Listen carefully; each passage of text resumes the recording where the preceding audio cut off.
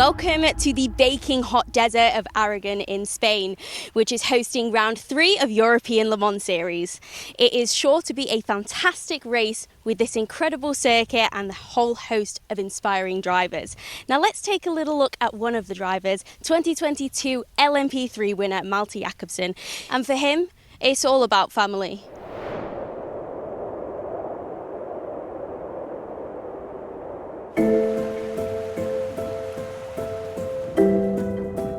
So the nature is a great way to recharge the batteries after a long trip with racing or a long day of work at home. So I always enjoy going out there, even though if it's for a run or a walk. It's a good way to enjoy the time a bit, and especially if you bring some friends or family. It's super important, but also for your mind. It's good to exercise a bit and get away from the racetrack, and I like to do a bit of sports as well, even during the race weekends. Seems like it just cleans your mind, and then when you come back, it's like a completely different person.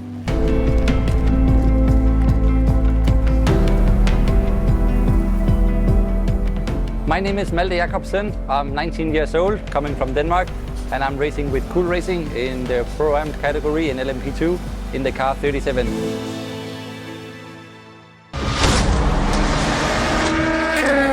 Being at the track, you've got two families. One thing is your family, my mom and my dad, when they are at the track together with me. I'm happy this weekend to have my mom with me, and I would say I have a very good relationship with her.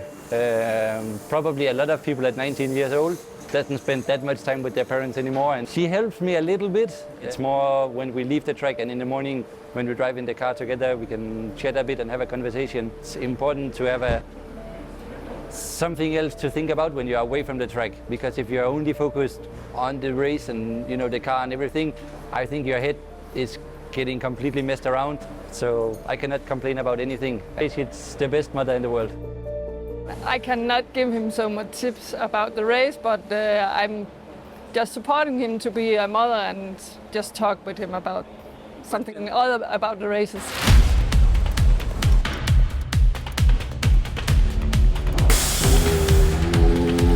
When I'm at the track working, it's like Cool Racing is another family. Done a good job to educate me well and prepare me for the task that we have to do in the car.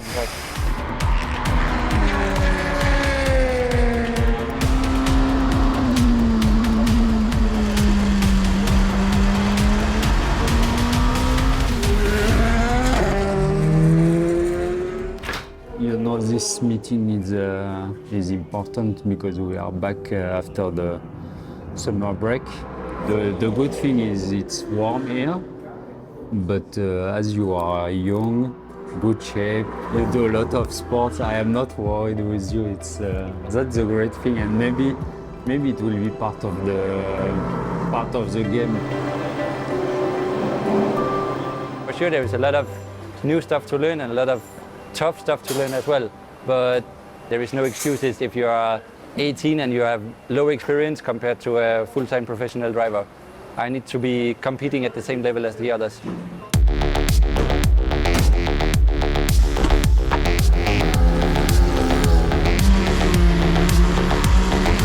For sure, yes. She will be a bit stressed sometimes and worried about what's going on, but I think it helps when she sees that it's not so dangerous as it looks, even though we are going quick on track. I'm proud of him, yeah, because he do a lot of things to go here. He have worked very hard to be a race driver.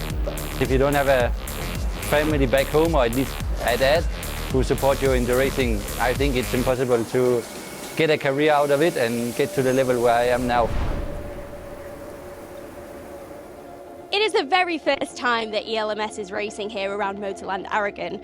So let's have a little bit of a track walk with Job van Uter and discover more about the circuit.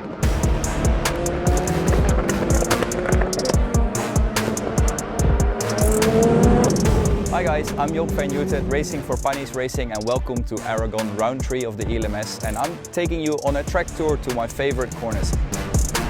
Arriving here, the tricky part of this corner is that you have to brake whilst turning, so there is never a straight braking zone in here. That makes it easy to lock the front left, so important to make sure that you try to brake as straight as possible, carry the speed through and have a good exit, because there is a short straight onto turn 6 and 7. Okay, now we go to turn 8, 9. Let's go.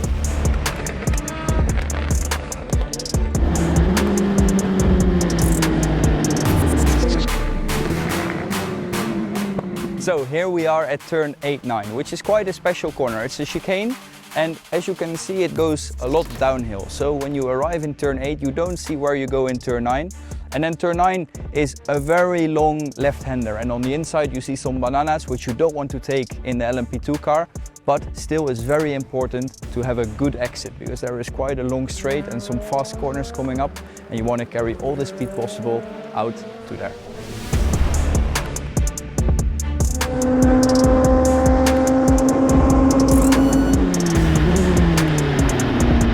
So welcome to the last corner of the track guide.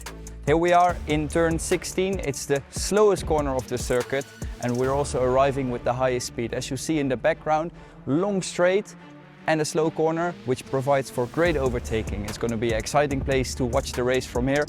And then also still important from here is to make a good exit. It's not easy because now from here on everything is flat. However, you have two kinks which make it tricky, and especially in the second stint it's important to watch the rear tires to still get the drive out of the last corner. So hopefully you enjoyed this track guide with me, and I will see you soon on track. Since Aragon is a night race, it raises many questions. What is it like? What is different for the drivers? And we've posed all these questions to them right now.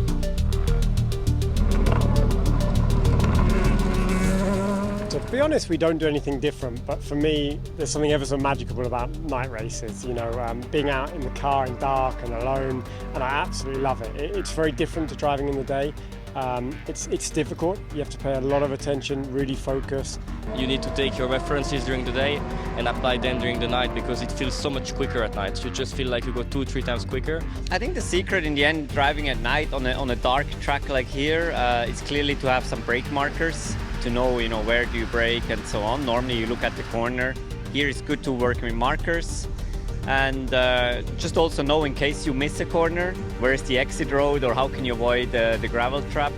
The second sector of the track is extremely dark, finding your turning point, your apex, and just things that you can maybe see at night as well as in the day.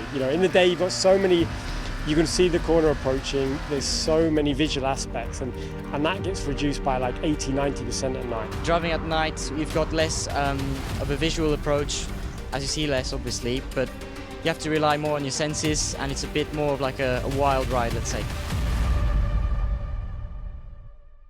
It's not just the drivers that are the stars of the show. In fact, we're turning the spotlight onto the mechanics. ELMS has organised a pit stop challenge for them to try out. Now let's see who can get the fastest time.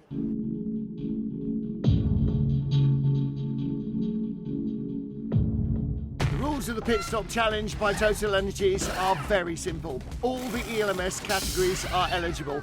Each car entered in the competition will see 3 mechanics change all 4 tyres in the fastest possible time. The team will just have 1 opportunity against the clock with no practice.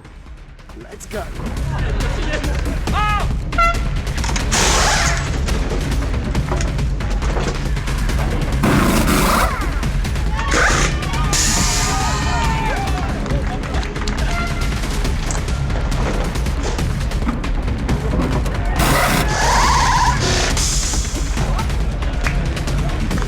Fantastic fun in the heat, and the winners from GTE GmbH Motorsport, from LMP3 Ultimate and from LMP2 EDEC Sport.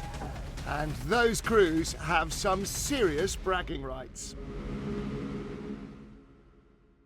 Now the race is very fast approaching, but before we get into that, it's time for qualifying. And let's have a look with a very famous team behind us, Algarve Pro Racing.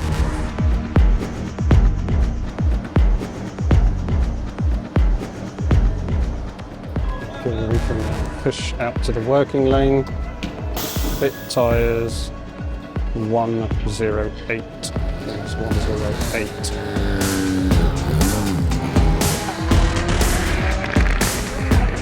At the end of the first lap it was like 400 degrees, and then suddenly on the exit of T1 it went up, both of them went up to the max, went up to the limit.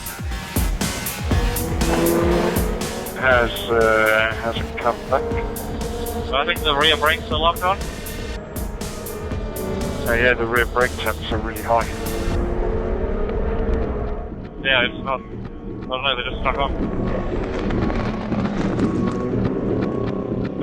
Yeah, James, we just need to be sure there's not actually a fire. But minimal to contain any issue. You're not starting anymore? Why not? Because the fastest driver in practice has to start if you don't set a time in qualifying. So what has happened is, when he has took his foot off the pedal, the cylinder's not come, the piston hasn't come back enough to release the fluid. It's not an issue to fix it, it's easy, but it's just a f***ing disaster. And suddenly we had a report of lack of engine power, but actually it turned to be some form of braking problem. We're not sure exactly what caused it. Until we get the car back, we won't know. But unfortunately, it was enough to stop the car and for us to be unable to rejoin before it caused a red flag. And obviously, as soon as the red flag is out, we can't continue in the session for us because you have your qualifying times taken away.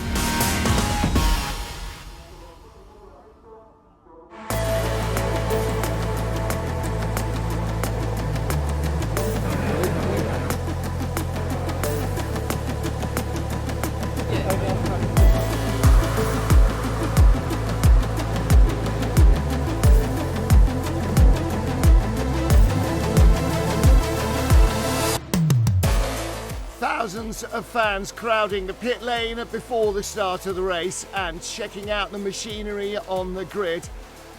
Before we get the race underway, let's take a look at how they qualified.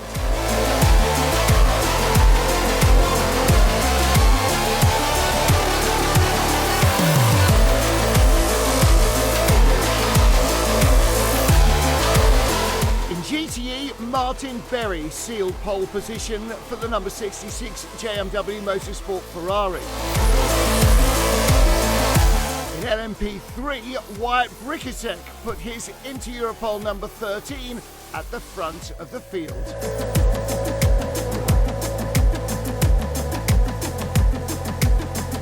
In LMP2 Pro-Am, Sally Jolic put the number 34 Racing Team Turkey machine on the class pole. But the fastest man in practice, Phil Hansen, clinching the overall pole position for United Autosport's car number 22.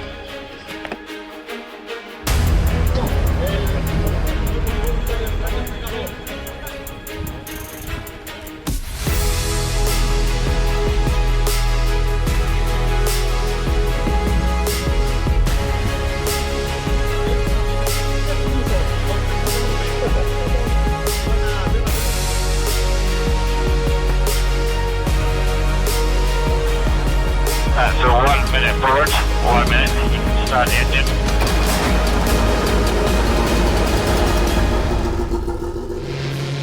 Time to go racing in Aragon, into the darkness here. The first time for the European Le Mans Series at this circuit. Phil Hansen guiding the field, Nicolas Pino alongside him, and then Rui Andrade in third and Vladislav Lonko beside. The field of 42 cars is unleashed, rushing down to the first corner. Algarve Pro's James Allen starting last. Lot of work for that team to do. And everybody sweeping through the left and the right of turns 1 and 2. So far, no dramas. GTE field coming charging through as well. JMW still with the lead, and out front Phil Hansen dropping the hammer immediately in the United car, jumping away from Duquesne's Nicola Pino. Everybody else jockeying for position. Third fastest Rui Andrade is in third place. Cool Racing's Vladislav Lomko hanging on to fourth. When they dive down through turns 8 and 9 and get themselves out onto the long, kilometre-long back straight, as we see in Paul Ricard, so we will see here. The slipstream will have a massive effect. Into Europol leading in LMP3. And the yellow colours of JMW still in front from Formula Racing. Ferrari 1-2 with the Porsches on their tail. United's Phil Hansen charging away from Nicolas Pino in the Duquesne car, and we're on board in third place. This is Rui Andrade looking to size up a pass. The rest of the field sweeping through this scenic circuit, searing midsummer heat in the daytime and high track temperatures in the night time as well. On board with Racing Spirit of Le Mans. And there's been a change in the lead of LMP3. Adam Ali in the number 11 Euro International car has jumped up 5 spots off the grid to take the lead as they stream down. Somebody's lost a bit of bodywork, and that is going to be damaging at the high speeds on these straights. Down into this monster braking area, on board with the Iron Lynx car of Claudio Schiavone. There he is, the bright yellow Porsche in 11th spot. Ferrari 1-2 in GTE at the moment. Ooh, just no, not quite getting away with it. Little touch there from the Kessel Racing Ferrari, the car guy machine, on the back of the Porsche. Michael Fassbender starting a 93 Proton car. They stream up the hill across the line, climbing to the highest points of the circuit. We're on board with James Allen, working his way through the field. Their brake problems in qualifying meant that they caused a red flag and lost all their qualifying time, so they've had to start right at the back of the field. Lots of cars between them and their rivals in LMP2.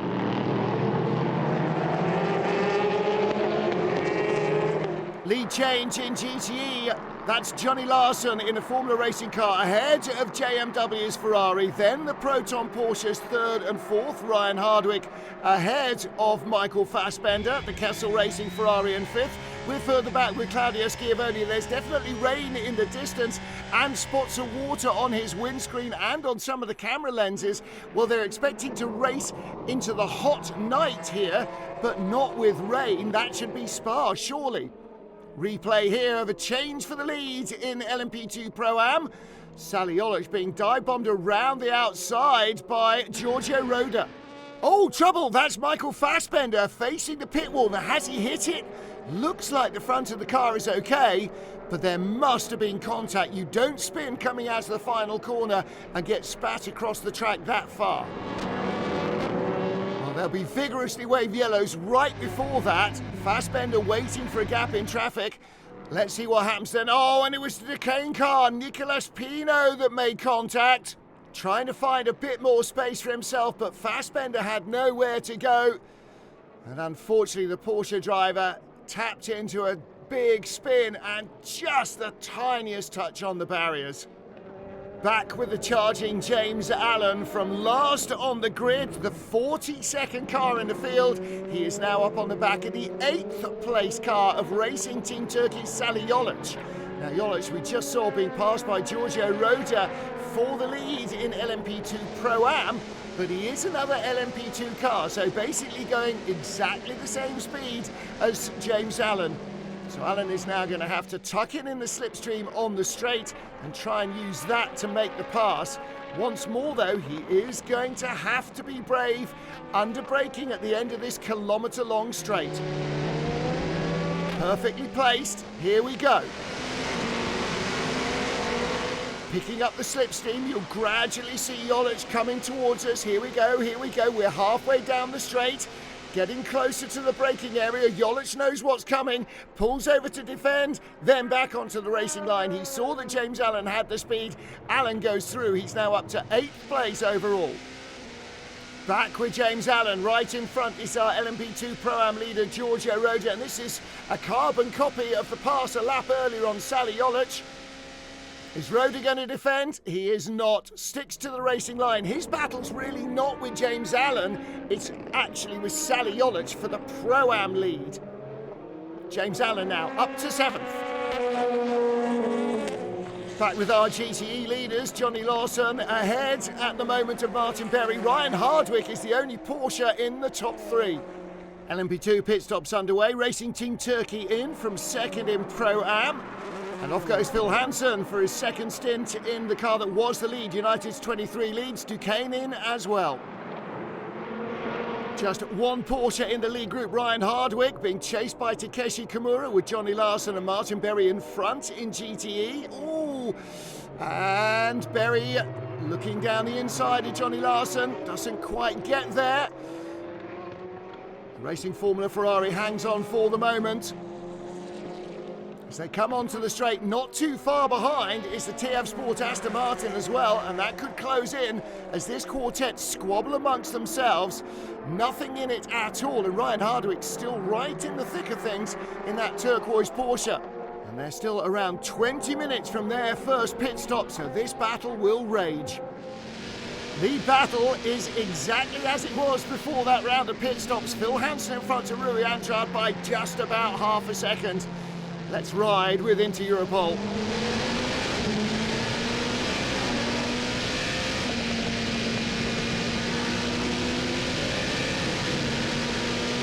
Pulling gears and just building the speed around these fast sweepers and then into this little downhill chicane section. One of the slowest points on the circuit builds up to one of the fastest.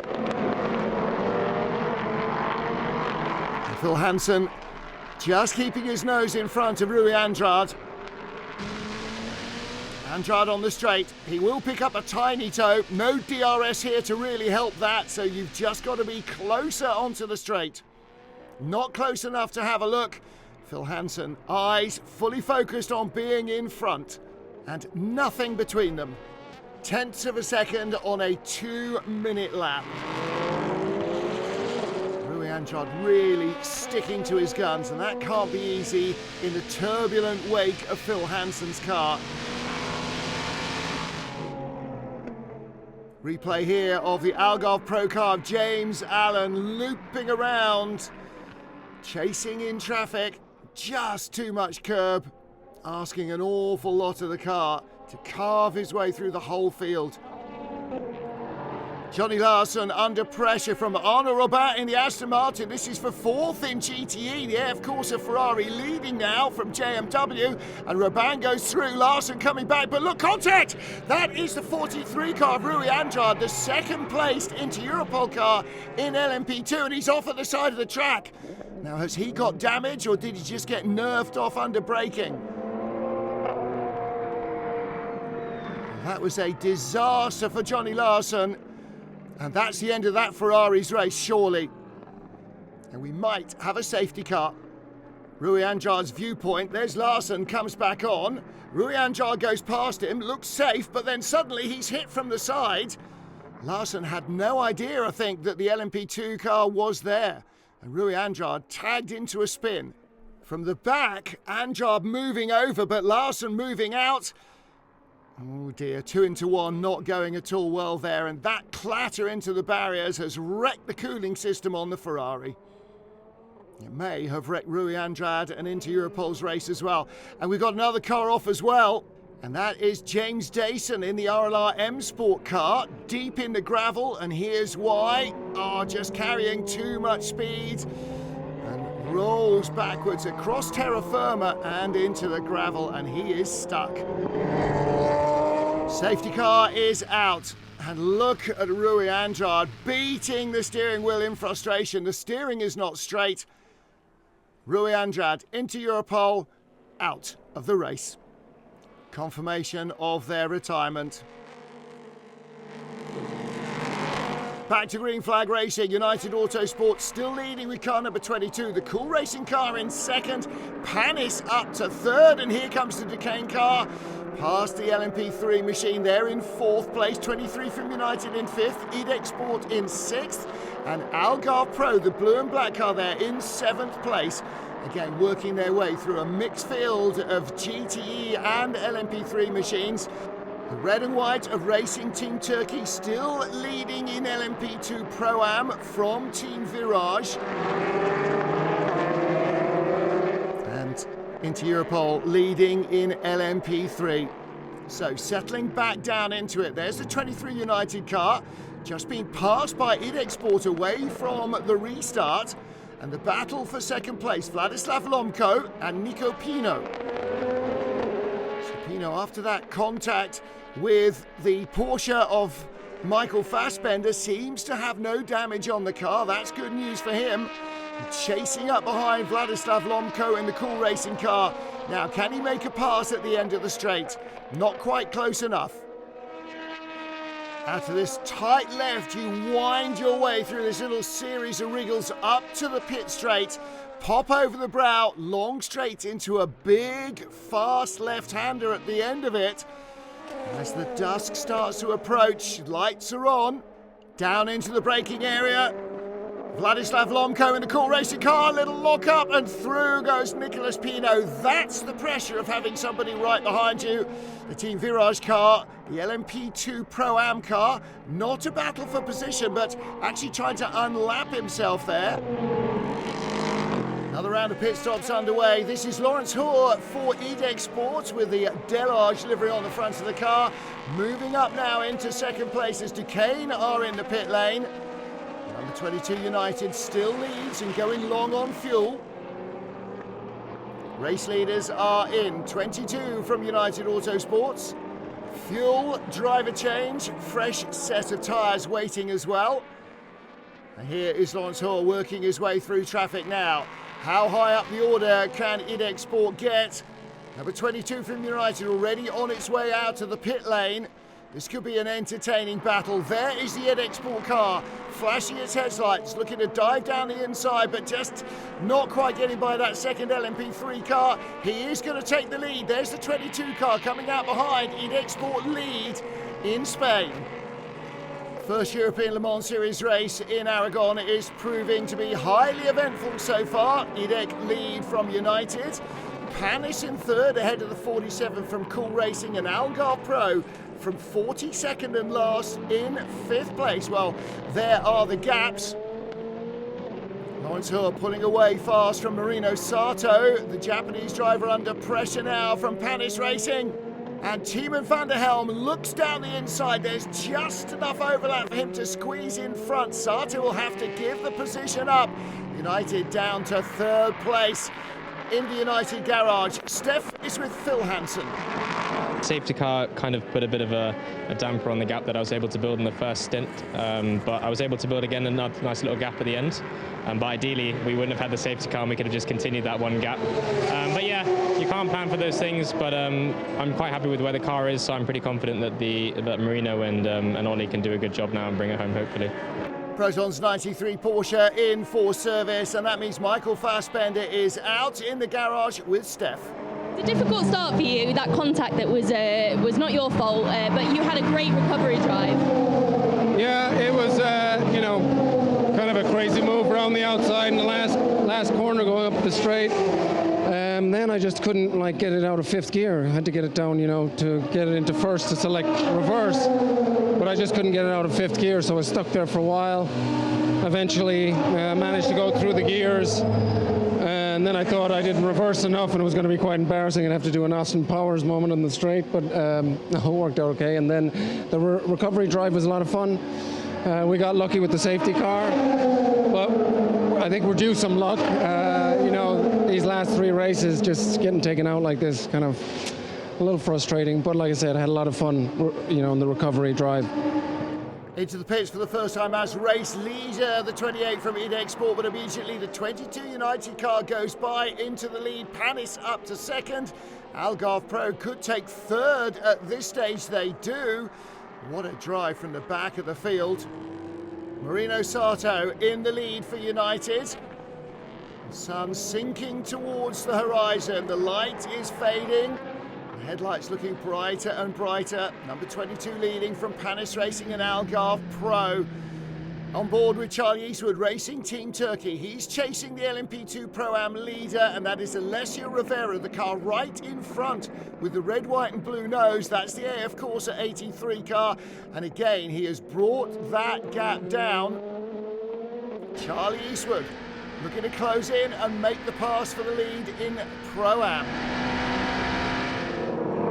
Into the pit lane, number 22, United Autosports will clean the screen, top up the drinks bottle and the tank. Otherwise, no tyres for Marina Sato. And they have the lead over EDEC Sport. EDEC Sport have stopped. So any problems here for United, that may cost them the lead, but there is the EDEC Sport car. Halfway around the lap, heading out onto the long back straight. And he's got the Proton Porsche in front, pulls out and he'll steam by. Sato is rolling. So good work again in the pit lane by United. Lawrence Hoare in the dark blue and black EDEC Sport car, now off the end of the straight. And Sato going at the pit lane speed limit very slowly down the pit straight. The EDEC Sport car will be coming absolutely flying up behind him, but Sato will have clear air in front and a gap to the second place car of Lawrence Hoare. Hoare flashing the headlights at the JMW Ferrari. Another fly in his ointment as he chases the leader.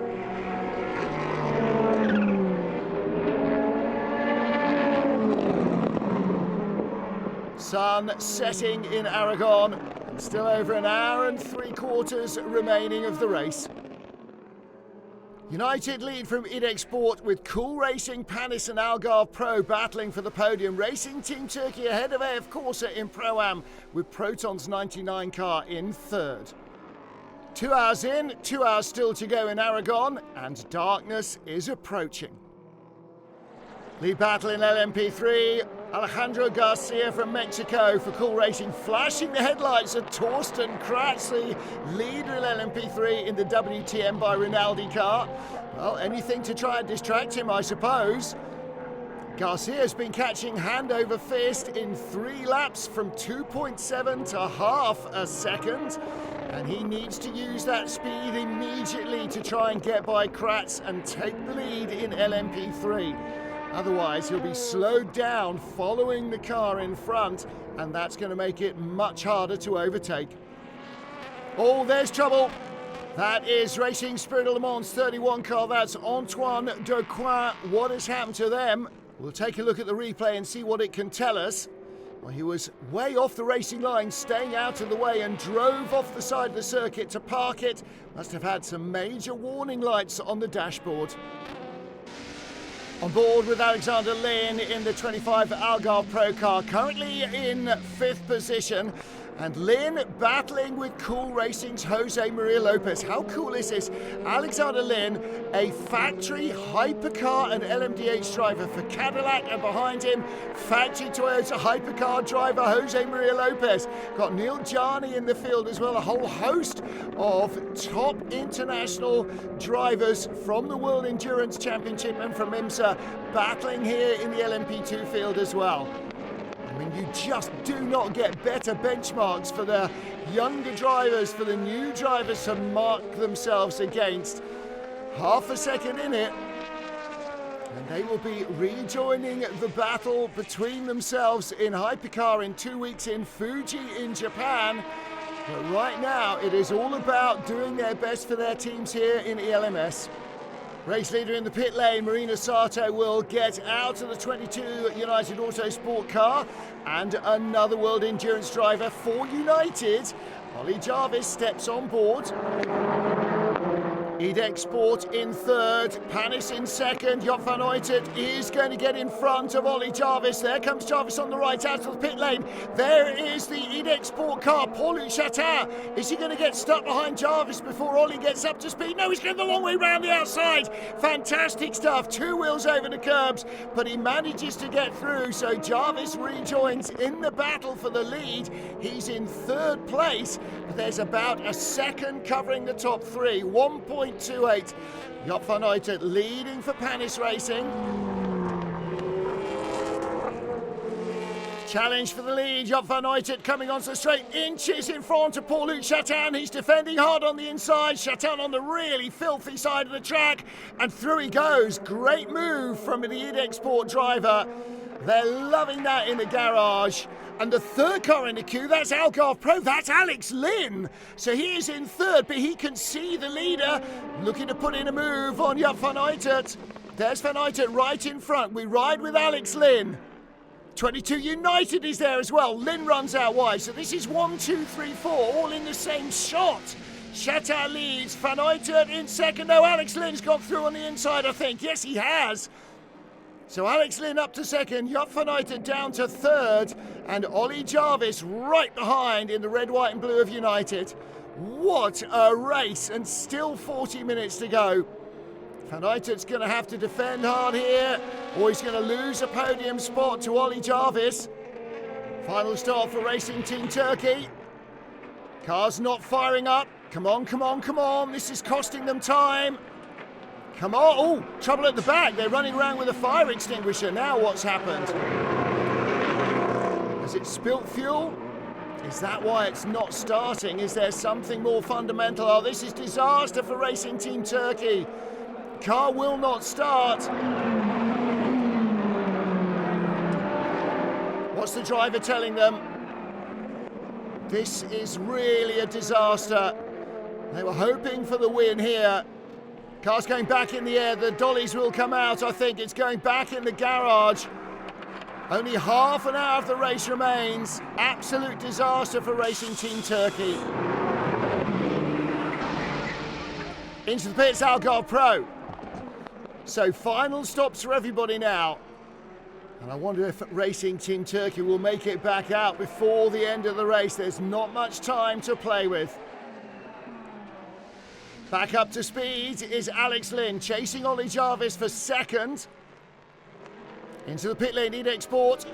Ok, Paul-Luc, il faut que tu fasses un top arrêt, un top restart. Okay, Paul-Luc, we need a top stop and a top restart. They will do as well. United Autosport's Ollie Jarvis charging round behind. This is going to be close. She was on the other foot last time United stopped. IDEC Sport went by into the lead. They're out of sequence with each other. So whose strategy works best? Tear off from the windscreen to give him maximum visibility, making sure that all those cooling vents are open. And here comes Ollie Jarvis down to the end of the long straight. This is going to be close. How long must IDEC Sport remain stationary? Well, it's nearly a full-length stop, 35 minutes on the clock. Jarvis has enough fuel on board already. It will be a slightly shorter stop for IDEC Sport, but I don't think it's going to be short enough. Away he goes. Can't speed in the pit lane, of course, so he'll still be doing 60 kilometres an hour. And Ollie Jarvis goes through. Jarvis goes through in the 22 United car. Paul-Luc Chatin will come out in second place ahead of Algarve Pro. And the race is on for the podium spots. JMW in third place, so 3 orange lights in GTE. Julian Landauer and Martin Rump's Porsches right behind. Great to see John Lancaster back out racing at an international level, doing a great final stint in the JMW Ferrari as we ride on board with Martin Rump. Julian Landauer right in front. And there goes the LMP2 car down the inside. That's the Pro-Am leader, and they're going either side of Lancaster's Ferrari, down the inside, Andlauer down the inside, following him through Martin Rump. And John Lancaster getting mugged there by both Porsches. He gave away the toe in the straight. You're pretty powerless there. On board with the 93 car, rumbling over the curbs along the pit straight. Just over 20 minutes to grab a podium spot from the Ferrari and his own teammate for the Estonian driver. Well, John Lancaster will be at the tail of the queue on the straight the next time. Maybe he'll get a chance to slipstream back. Looking back from Martin Rump's car, there's Lancaster's headlights. Kessel Racing lead, but Proton second, third and fourth at the moment. This could be a good race for the Porsches, though the Kessel Racing car guy Ferrari is out front. They won in Le Mans Cup as well in the GT3 Ferrari before this race got underway. Well, still a fantastic three-way squabble for the podium. Lancaster hitting the light flasher and onto the straights. In the middle of the sandwich, this is Martin Rump. Teammate Julian Andlauer pulling away in 77. And the lights of the Ferrari behind him.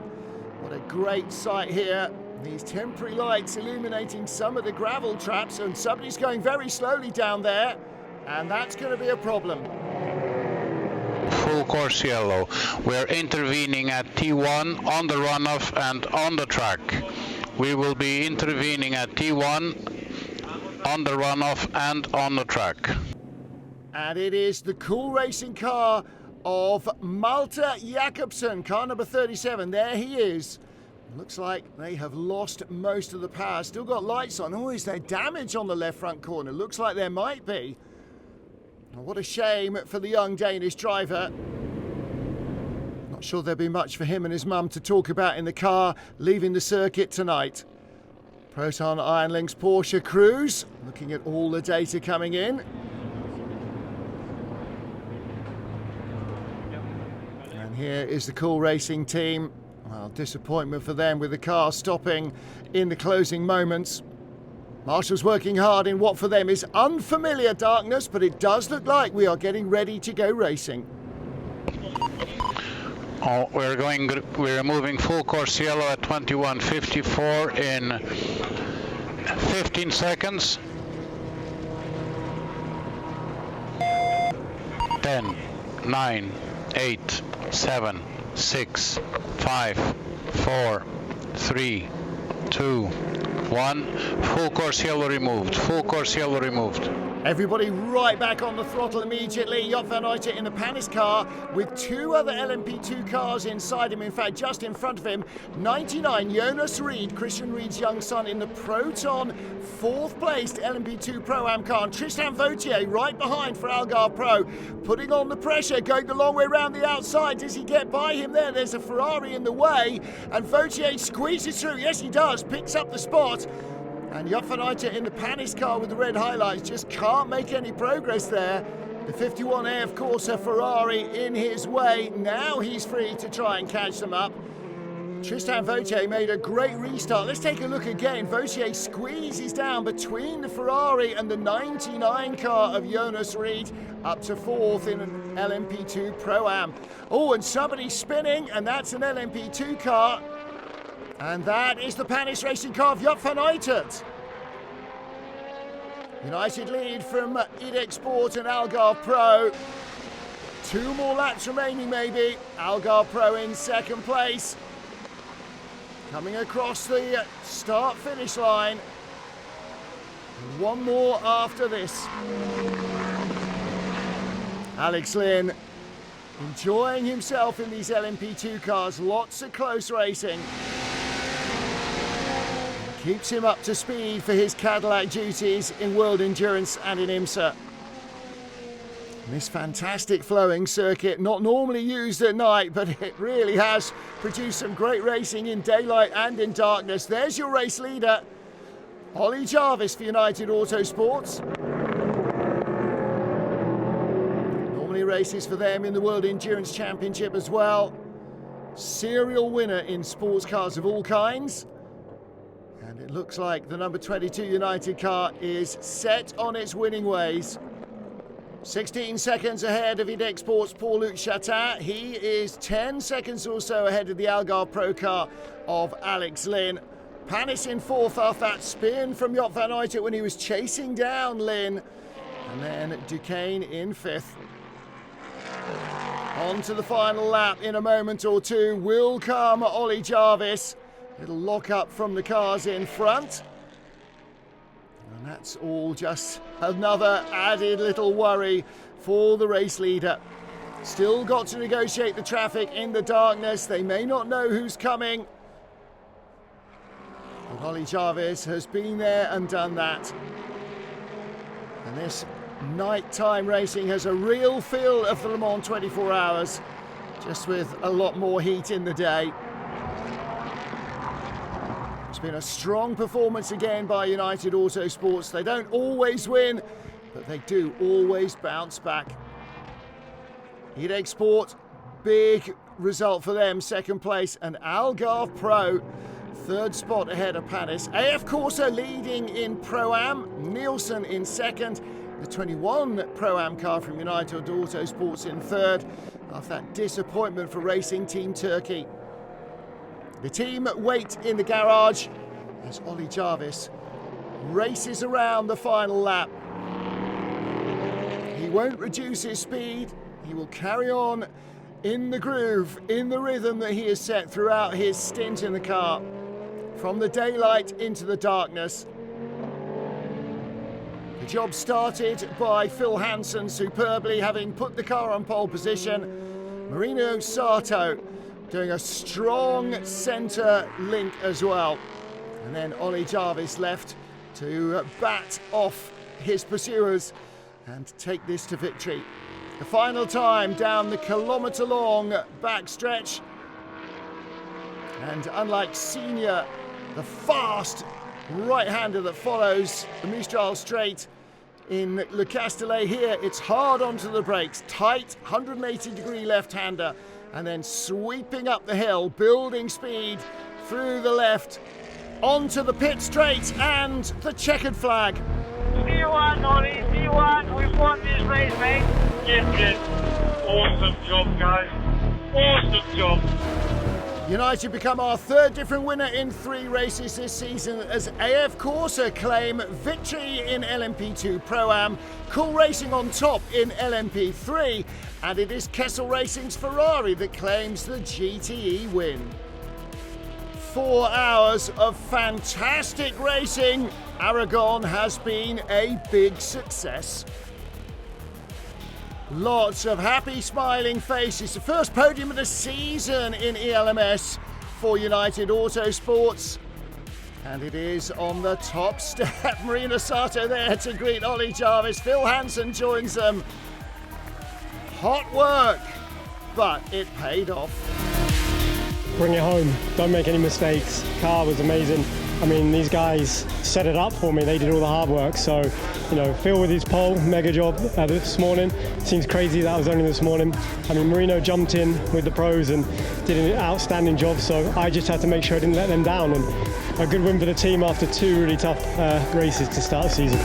United win from EDEG Sport and Algarve Pro, but that podium from last on the grid means that Algarve Pro are within 3 points of leaders Duquesne now. 3 races in, 3 still to go. Aragon has set up a phenomenal end to the LMP2 season.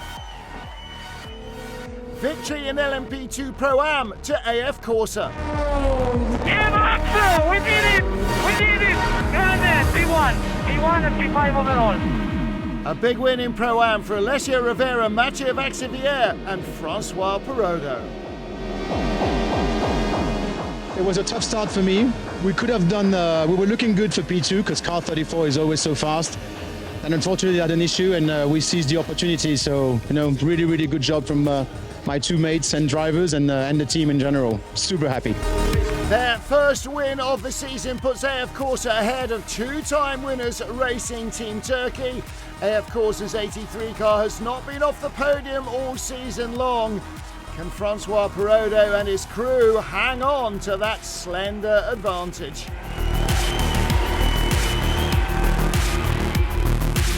For Cool Racing's number 17 team, victory in LMP3.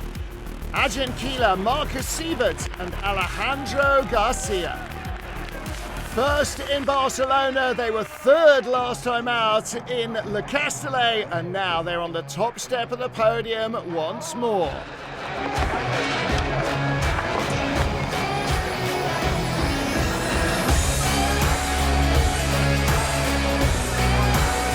Today, everybody, Chila, me, and Arcos did the perfect thing. The team didn't make any mistake, and we just did what we had to do, you know, just drive safely, don't do any mistakes, and at the end we did, and at the end I think we deserved this win since a long, long time ago. The Castellet winners Racing Spirit Le Mans head the chasing pack, but Cool Racing with a handy advantage of more than 1 race win after victory in 2 of the season's first 3 races. And our GTE winners, the Kessel Racing car guy Ferrari. Kessel! We won! We won! Grande, grande! Nice race, really nice race. Ragazzi! I'm so happy to be here to have a good present for this birthday. So he's 37 years old now, and I really have to say many thanks to Kimura-san. He did a good start, a great start, a great race, out of trouble. He was really on the queue, fighting for the top 3. And then Scott did the rest. He overtake the 66. He pulled away. So amazing job also from all the team Kessel that worked so hard, and Ferrari that give a lot of effort. So very happy. Takeshi Kimura, Greg Huffaker and Frederick Schandorf become our third different set of winners in 3 races. Proton competition have won the other 2, but split over 2 different cars.